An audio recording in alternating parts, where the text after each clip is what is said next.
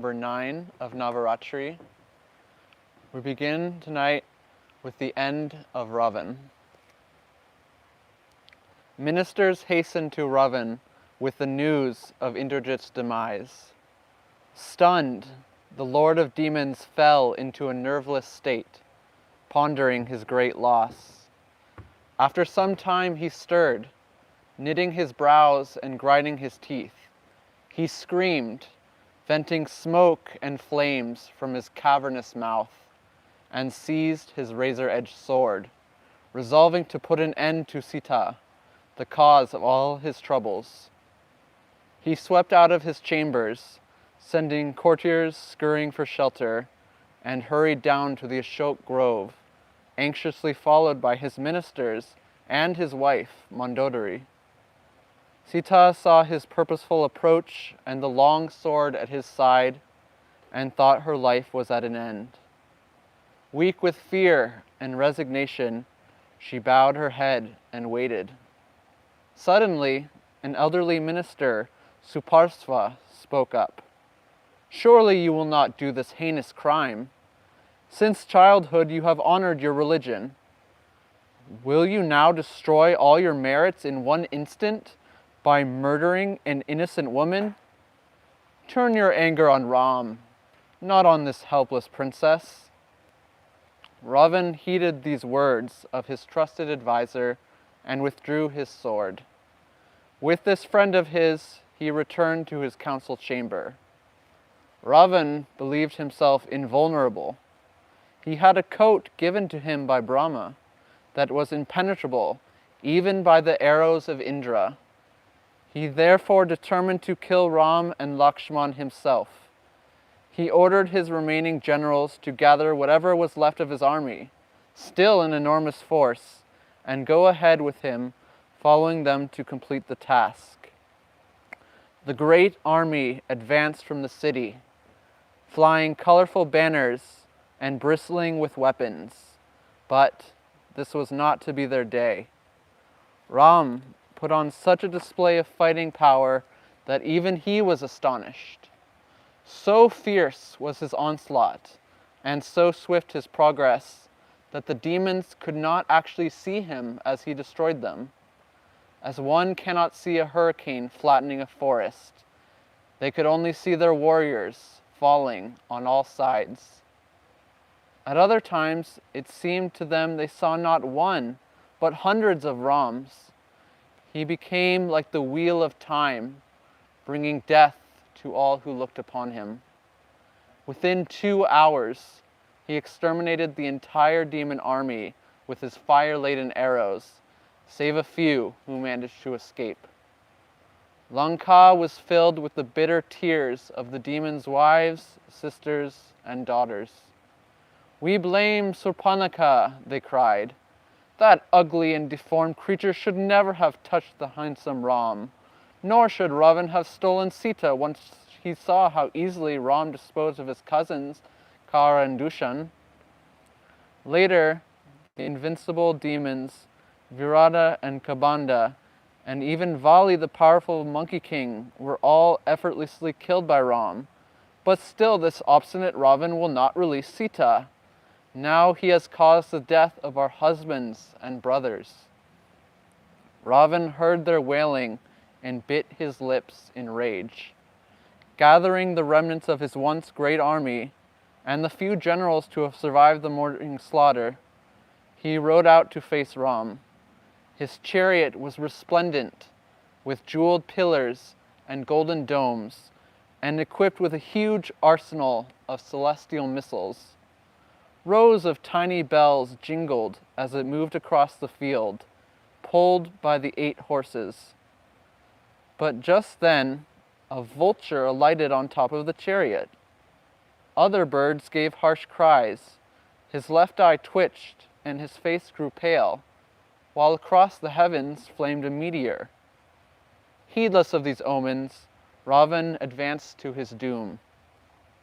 The fighting went against him, and soon his generals were killed by Sugriva and Angad, leaving Ravan virtually alone.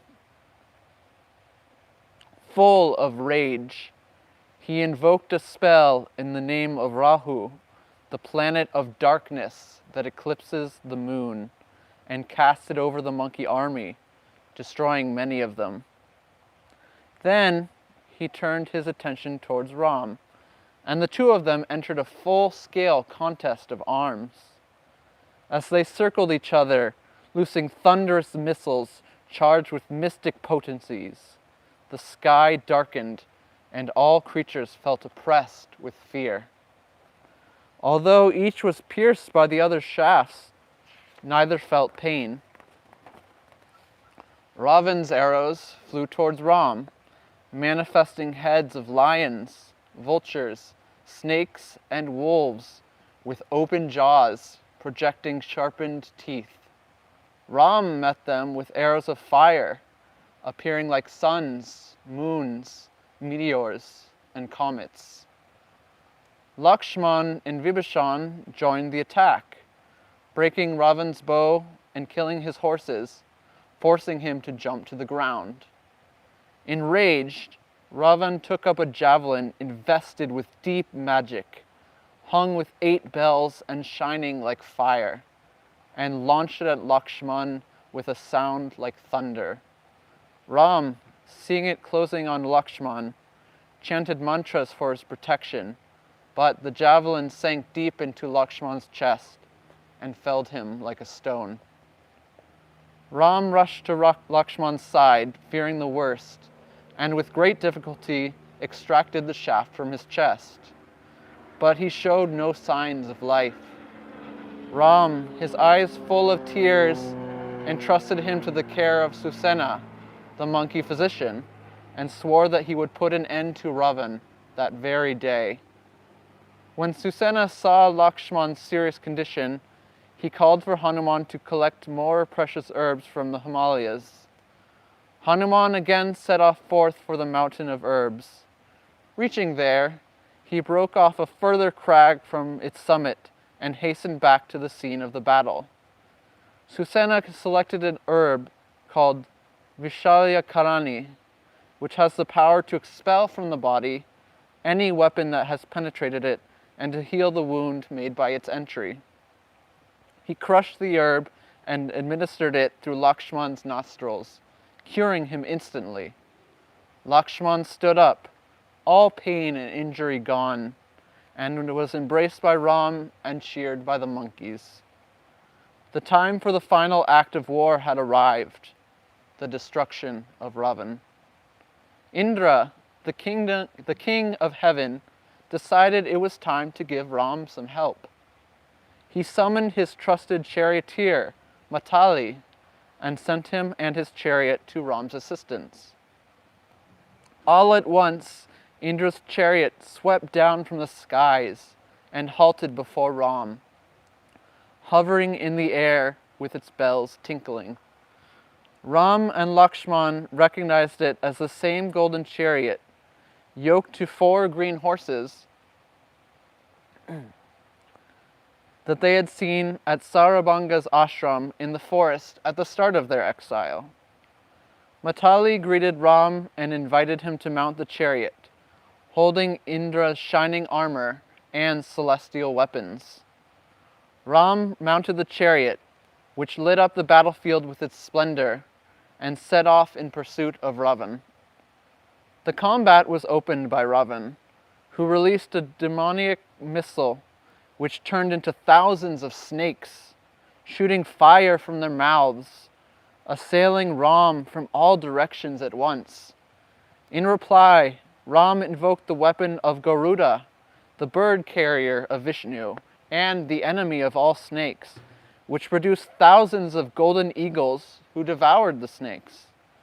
Ravan then raised another javelin, covered with spikes like mountain peaks and wreathed with fire and smoke around its point. It screamed through the air at Ram, threatening to destroy him and his entire army. But Ram countered it with a javelin of his own. When the two weapons collided, the explosion illuminated the skies and showered fragments on the ground. Ram shouted at Ravan, "If I had been there when you stole Sita, I would surely have killed you then. But now that I do have you in my sight, I will dispatch you to the abode of death. Today, vultures will feast on your heart and drag away your severed head as you lie shattered on the battlefield.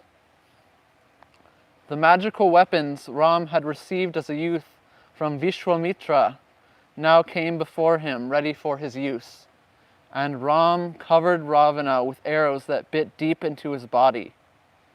The demon sank back in his chariot without the strength to fight on. Seeing this, his charioteer hastily retreated from the battlefield to give him time to recover. While he was gone, the sage Agastya, who had been observing the fight from the skies, came to Ram's side. He recited in his ear the heart mantra in praise of the sun, which addresses the supreme God through the power of the sun and allays all anxieties. He alone creates, sustains, and destroys all that lives, he chanted.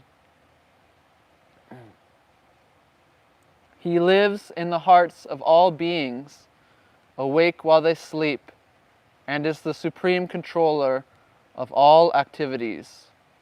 All who remember him will be victorious. Hearing these divine words, Ram was rid of all fatigue and sorrow, and felt renewed vigor and determination. Soon Ravan's chariot returned with a sound of thunder, and Ram took up Indra's bow to finish his task.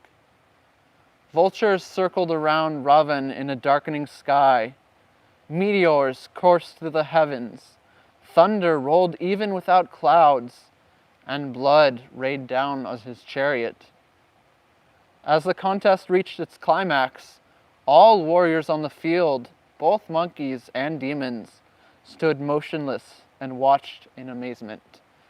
The denizens of heaven, observing from the sky, anxiously called out to Ram, "May all be well with you. Delay no longer. Conquer this demon now." Ram fired a golden arrow which took the form of a serpent as it sped towards Ravan. It severed his head, but another head appeared on Ravan's shoulders. Again Ram cut it off, and again it was replaced. Ram exhausted hundreds of arrows in this way, and the unceasing struggles passed through days and nights, neither gaining mastery over the other. Seeing the situation, Ram's charioteer Matali advised him, "The hour of Ravan's doom has come.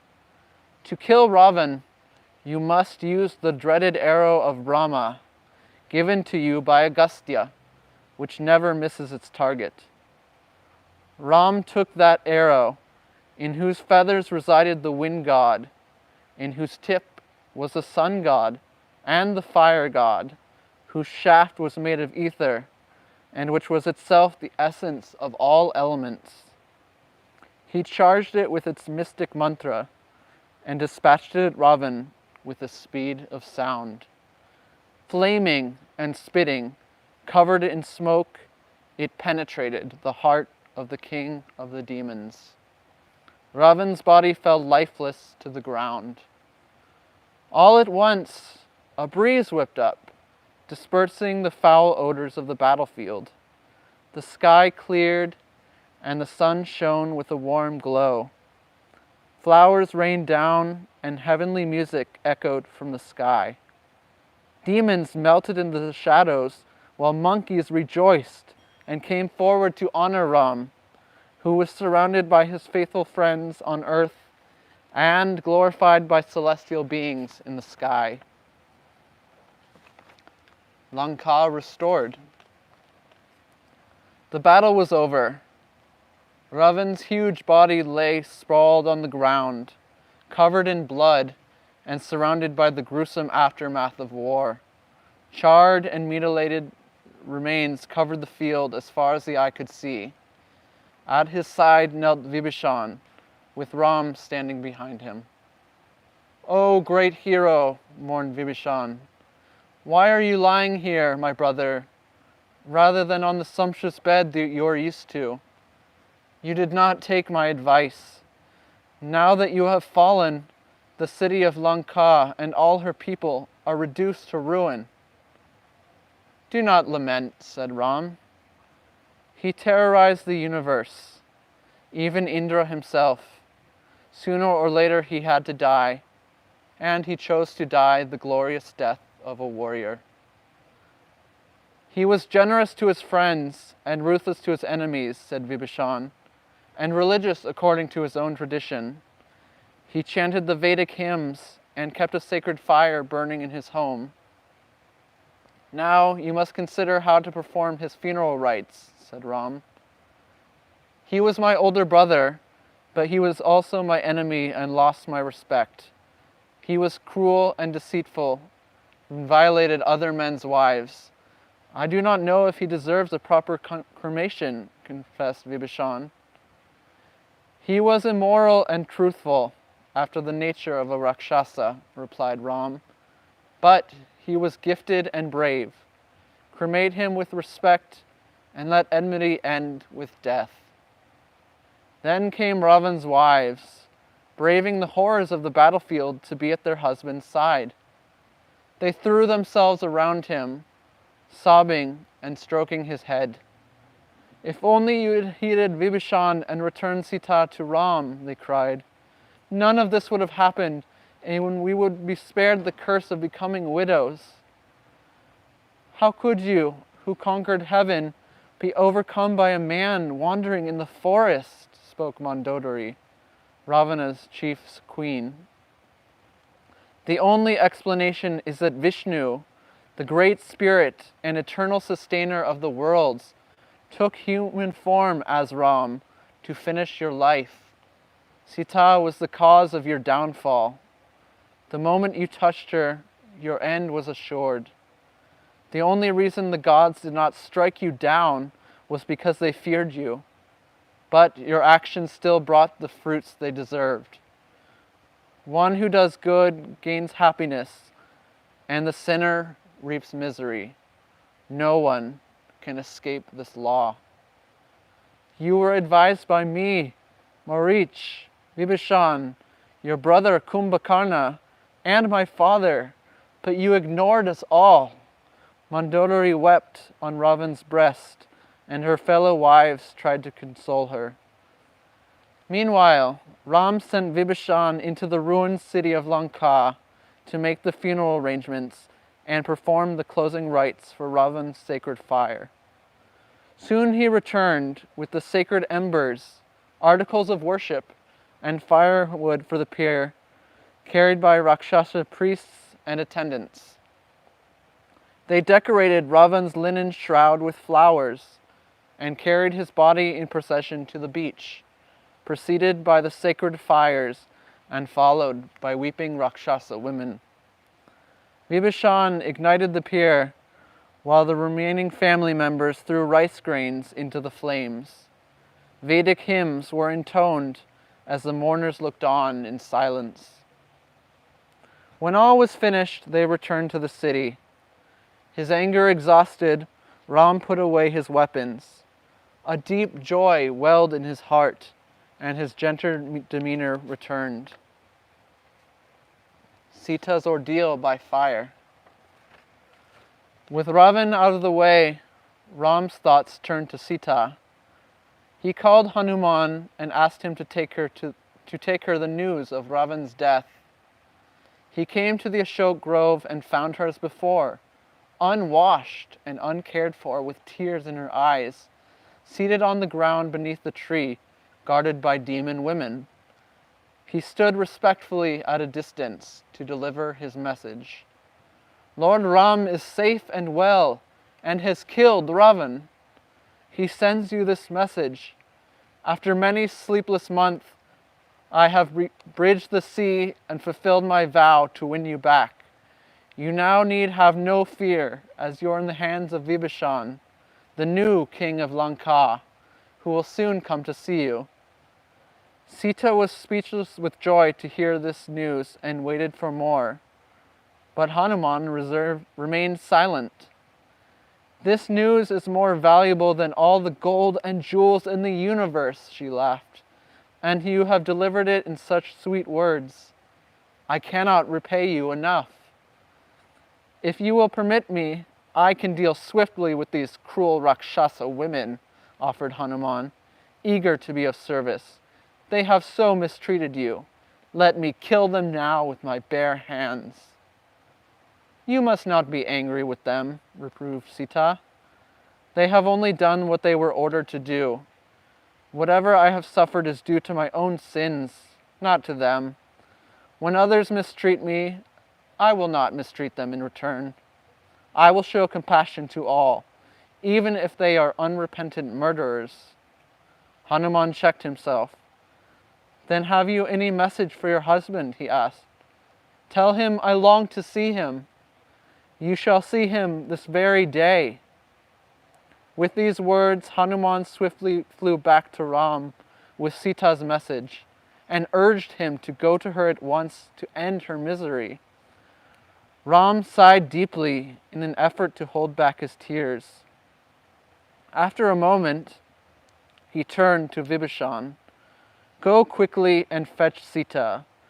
Before bringing her here, see that she is bathed, dressed in fresh clothes, and adorned as befits a queen. Sita waited in the grove, expecting Ram, but instead she saw the ladies of Vibhishan's household who came to bring her to his house, where Vibhishan told her to bathe and dress in preparation for meeting Ram. I want to see my husband now, as I am, she protested, but Vibhishan prevailed on her to do Ram's bidding. The ladies helped her bathe and combed out her tangled hair, dressed her in fine clothes and ornaments, and placed her inside a palanquin, covered so that no one could see her. Soon she was brought by a company of Rakshasas to Ram's presence. During this time, Ram remained deep in thought, considering how to welcome Sita. The strict codes of the royal house of Ikshvaku demanded that a princess violated by an enemy must be rejected by her husband. Sita had been Ravan's prisoner for 11 months. Who knows what that immoral demon might have subjected her to? Ram trusted Sita completely, but he was determined that she must be publicly exonerated from any impropriety. He knew what he must do. What happened next is painful to recount. Monkeys and Rakshasas crowded forward on all sides, anxious for a glimpse of the fabled princess. Vibhishan, hoping to protect Sita from the public, told her to wait in her palanquin, but Ram wanted her brought out in the open. These are my people, and they want to see her, he spoke sternly. At a time like this, there are no secrets, even for royal princesses. Bring her here in front of everyone. Vibhishan was uncomfortable with this order, but dared not contradict him. Sita had to suffer the indignity of walking in front of thousands of curious eyes on her way to Ram. She reached him and stood at a respectful distance, her head bowed, and shyly looked into his face. As she gazed into his eyes, her discomfort was forgotten for the moment, and she glowed with happiness. I have won you back, according to my vow, announced Ram. The insult against me has been avenged, and its perpetrator repaid for his terrible offense against you. I am once more my own master. All this has been done with the help of Hanuman, Sugriva, and Vibhishan, to whom I am indebted. Ram spoke without emotion, but his voice sounded strange as it rang out across the crowd. His heart bled for Sita, but he must not show it. She looked upon her lord, with tears falling down her cheeks, and dreaded what he might say next. I have redeemed my honor and won you back, he went on. But your honor is not so easy to redeem. since you have lived in the house of a demon who has embraced you in his arms and made you the subject of his lust.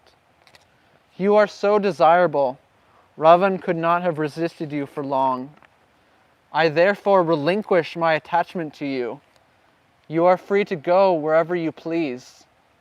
If you like, you can go with Lakshman, or Bharat, or even Sugriva or the Rakshasa Vibhishan.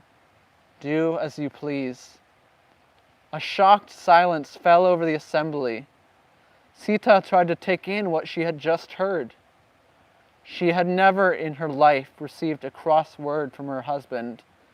Now he had condemned her in public with these awful words. For her, this was worse than death.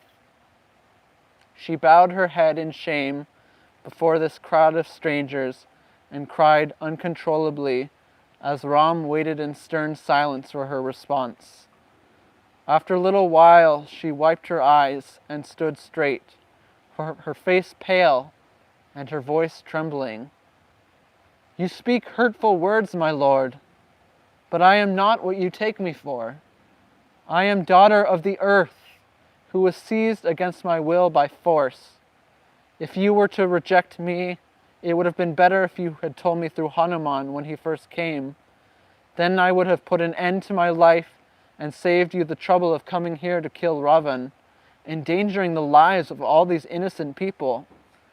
You forget that when I was a child, you took my hand and promised me your protection, and that I have served you faithfully ever since. My heart has always remained fixed on you, but now you of all people do not trust me. What am I to do? Sita's voice broke with emotion. She turned to speak to Lakshman. I have no desire to live when I have been falsely accused and publicly rejected by my husband. Death is my only recourse. Prepare a pyre for me. I will enter the flames. Stunned at this request, Lakshman looked at his brother. Ram nodded his assent. No one dared to contradict him, whose anger seemed capable of destroying the universe. Lakshman mechanically went about his brother's bidding, and before long a funeral pyre had been built and set alight. The fire began to crackle. Sita circled around Ram in respect and proceeded towards the pyre. Standing before the blazing flames, she called in a loud voice, May all the gods be my witness. I have never been unfaithful to Ram in thought, word, or deed. If the fire god knows me to be innocent, let him protect me from these flames. Then she walked into the fire. As she entered the flames, the crowd gasped in horror.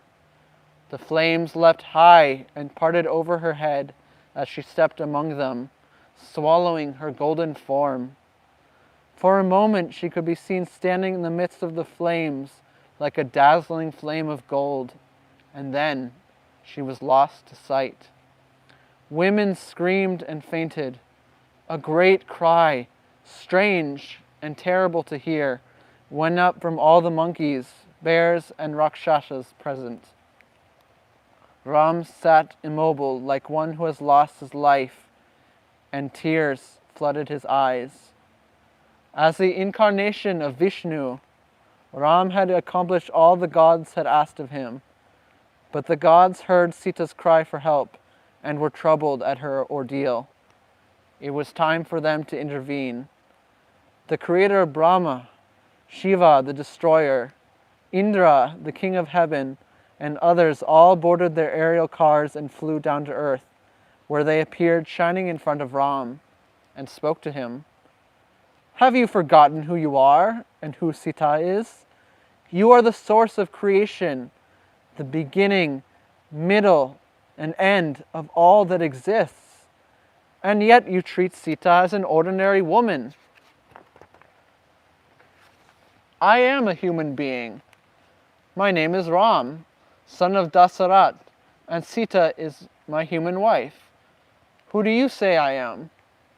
You are the supreme Lord Vishnu, and Sita is your eternal consort, the goddess Lakshmi, declared Brahma. You are Krishna. You are the cosmic person, the source of all, creator of Indra and the gods, and the support of the entire creation. No one knows your origin or who you are, yet you know all living things. You are worshipped in the form of the Vedic hymns and the mystical syllable Om, and night and day you are the opening and closing of your eyes. At our request, you took human form to put an end to Ravan. Now you have accomplished this, and your devotees who praise you will be blessed forevermore. Then the fire god, Agni, rose up out of the flames of the funeral pyre, bearing Sita in his arms. She was unharmed by the fire, and her clothes and ornaments, even the flowers decorating her hair, were exactly as before. Agni brought her to Ram. Here is your wife Sita, who is without sin. She has never been unfaithful to you in thought, word, or deed.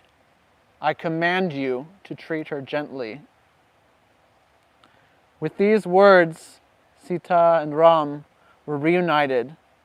Then there was a further surprise. You have rid the world of the curse of Ravan, said Lord Shiva. Now you have one thing more to do before you return to heaven. You must bring comfort to your mother and brothers and prosperity to Ayodhya. Greet your deceased father, whom I have brought from heaven to see you. Ram and Lakshman bowed in wonder as Dasarat descended in their midst, his celestial form shining. Reaching the ground, he took them in his arms. I am so pleased for you, dear boy, he said to Ram, and what you have achieved. You have set my mind at rest, which has long been haunted by Kaikeya's words, and you have redeemed my soul. I now recognize you to be the supreme person in the guise of my son. Now you have completed 14 years in exile. Please return to Ayodhya and take up the throne. Turning to Lakshman, he said, your service to Ram and Sita has brought Ram success, the world's happiness, and will bring you its own reward. I am deeply pleased with you, my son. Then he spoke to Sita.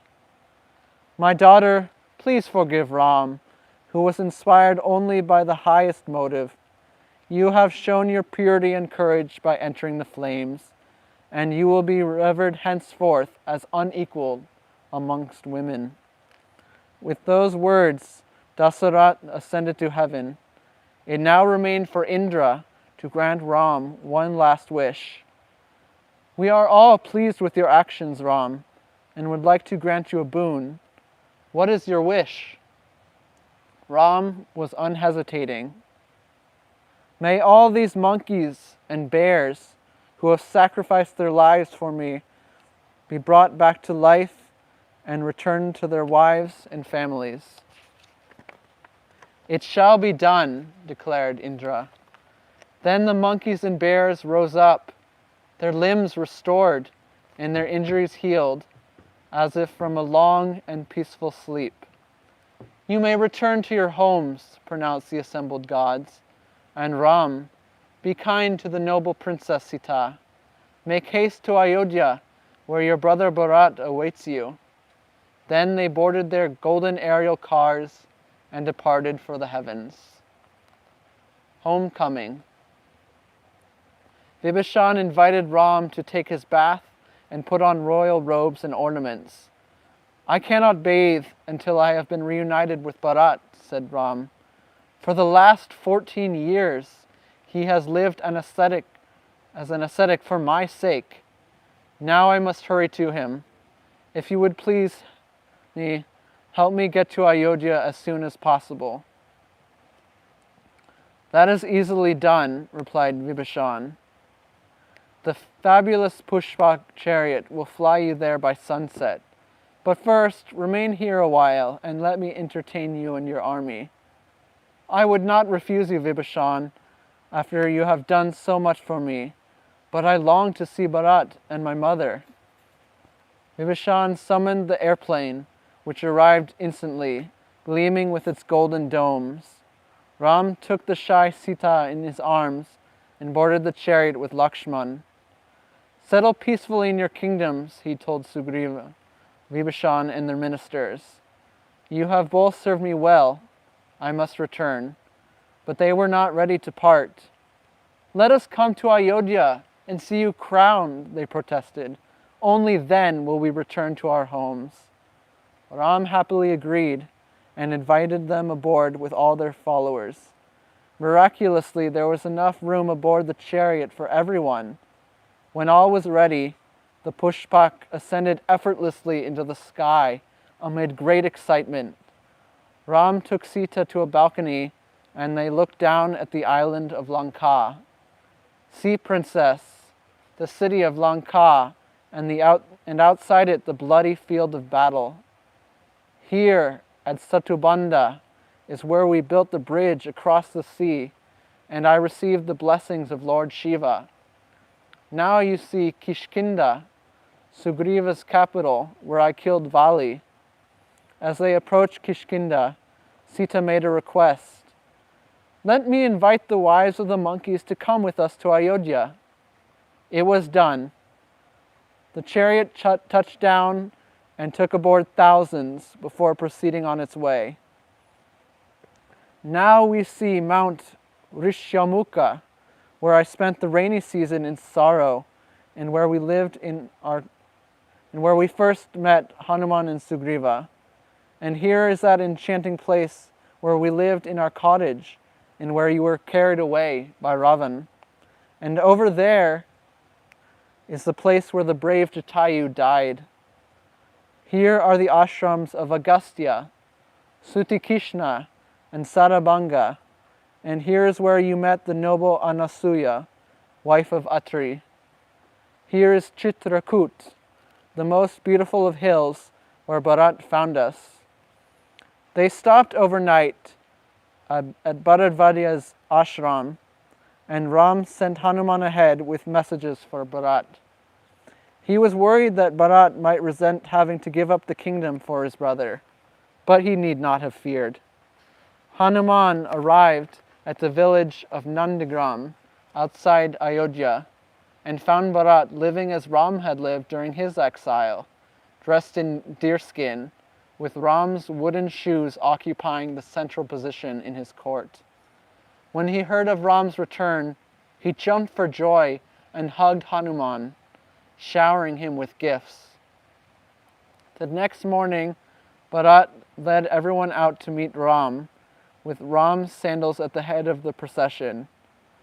A great cry went up when the people saw Lord Ram seated in the Pushpak chariot as it slowly descended. Ram came forward and took Bharat in his arms. Bharat hugged Lakshman and greeted Sita. Then he embraced one by one all the leading monkeys. Ram tearfully clasped the feet of his mother and offered his respects to the sage Vashistha. Bharat then placed his shoes back on his feet. I return to you your kingdom, which I have held in trust for you, said Bharat with emotion. By your grace all has flourished, and my life is now fulfilled. Again Ram hugged Bharat, while many of the monkeys, and even Vibhishan, shed a tear. Ram was placed in the hands of barbers, who shaved his beard and untangled his matted locks. Then he and Sita were bathed and dressed in royal finery. Sumantra brought up Ram's royal chariot, and in grand procession entered Ayodhya, with Bharat at the reins and his brothers fanning him. Sugriva and the monkeys were welcomed into the heart of Ayodhya, where Ram gave them the freedom of his royal palace and gardens. For Ram's coronation, monkeys were sent by Sugriva to collect water from the 4 seas, east, south, west, and north, and from 500 rivers. Vashistha conducted the ceremony, bathing Ram with the sacred waters and installing Sita and Ram on the throne. Ram distributed gifts to all his people. Sita looked kindly on Hanuman, unclasping her pearl necklace. She hesitated, looking shyly at her husband, but Ram understood. "Give it to the one who has pleased you best," he said, and she placed it around Hanuman's neck. For a month after Ram's coronation, festivities and merrymaking continued. When it was time for them to go, the monkeys cried and stammered. It was a sad parting. Last of all came Hanuman. "My lord, please grant my request," submitted Hanuman. "Let me always be devoted to you and no one else, and let me live as long as your story is remembered on earth." Ram hugged Hanuman and granted his wish, saying, "Your fame and your life will last as long as my story is repeated, which will be until the end of the world." Thanks for joining us tonight, everyone. We'll conclude with the destruction of Ravana tomorrow.